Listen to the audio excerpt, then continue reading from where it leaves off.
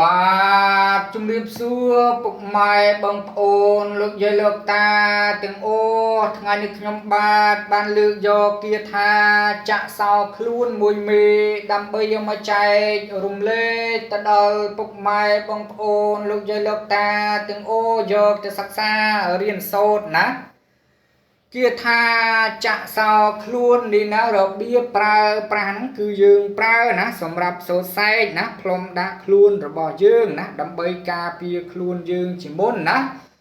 ដើម្បីការពារខ្លួនអំពីដៃគូសត្រូវទាំងឡាយណាក្រែងលោកគេមានបំណងប៉មិនល្អធ្វើអំពើមកលើយើងណាយើងអាចយកគាថានេះណាមកសូត្រសែកផ្លុំដាក់ខ្លួនដើម្បីការពារខ្លួនយើងជាមុនណា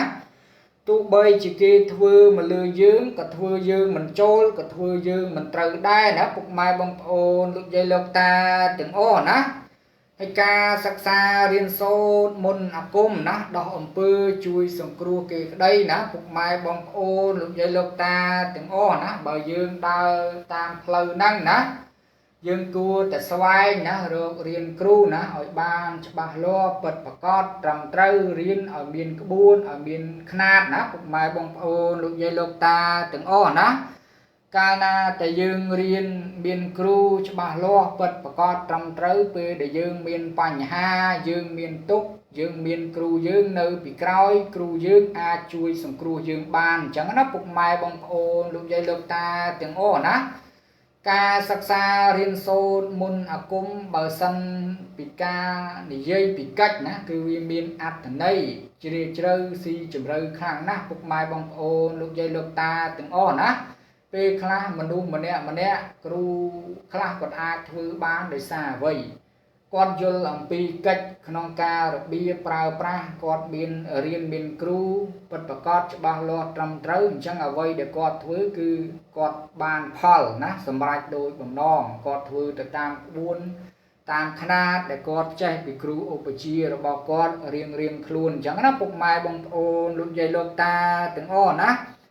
មិនមែនយើងរៀនគាថាបានបន្តិចបន្តួចយើងយកទៅជួយសង្គ្រោះគេបានទេមិនមែនទេណាពុកម៉ែបងប្អូនលោកយាយលោកតាទាំងអស់ណាសូម្បីតែការប្រើប្រាស់គាថាការសូត្រគាថាហ្នឹងក៏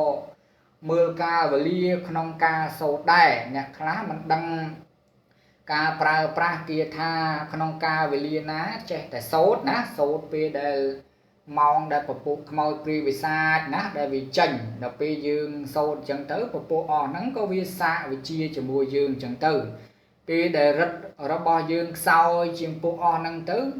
វាក៏សាកធ្វើអំពើយើងចូលទៅក៏ធ្វើឲ្យយើងហ្នឹងត្រូវអំពើបើវាឈឺចុកចាប់ចាក់ដោតពេញសរីរៈរាងកាយរបស់យើងហ្នឹងទៅអាហ្នឹងគេហៅថាត្រូវអំពើរបស់គេនឹងឯងណាពុកម៉ែបងប្អូនលោកយាយលោកតាទាំងអស់ណាហើយរៀនអាគមគេរៀនក្នុងធ្វើពិធីកិច្ចអ្វីផ្សេងគេសិតតែចេះដេញពលាណាពលាក្នុងការធ្វើពិធីកិច្ចផ្សេងថា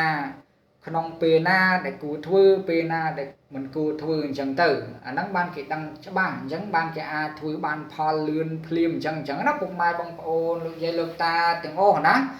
អញ្ចឹងទេកុំឲ្យខាតពេលវេលាកាន់ទៅវិញឆ្ងាយយូរណាយើងចូលទៅរៀននៅគាថាយើងទាំងអស់គ្នាពុទ្ធាំងសីមារាំងឧធម្មំសីមារាំងឧសង្ឃាំងសីមារាំងឧម្ដងទៀតពុទ្ធាំងសីមារាំងឧធម្មំសីមារាំងឧសង្ឃាំងសីមារាំងឧអញ្ចឹងពុកម៉ែបងប្អូនលោកយាយលោកតាទាំងអស់យកទៅសិក្សារៀនសូត្រតាមការគួរចុះណា